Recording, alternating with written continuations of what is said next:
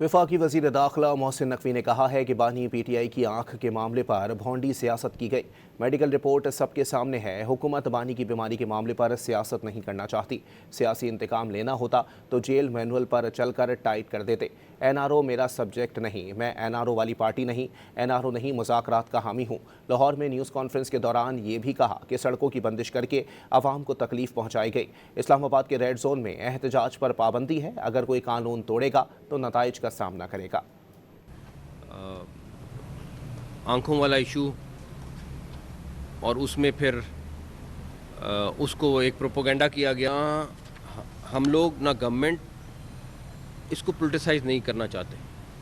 अगर कोई सियासी इंतकाम करना होता, कोई चीज़ें करनी होती तो सबसे पहले तो आप जेल में किसी को टाइट करते हैं। उस इलाज के मामले में चाहे कोई भी कैदी हो, जो आइन और कानून के तहत उसको सहूलत अवेलेबल है वो हम अवेलेबल करेंगे। एक हफ़्ता नहीं, 2 हफ्ते भी हो सकते हैं हॉस्पिटल एडमिट करना पड़ जाए। अगर डॉक्टर रिकमेंड करेंगे तो हम 100% करेंगे। जो अलीमा खान साहिबा हैं, उन्होंने अपनी पार्टी के लोगों को कहा कि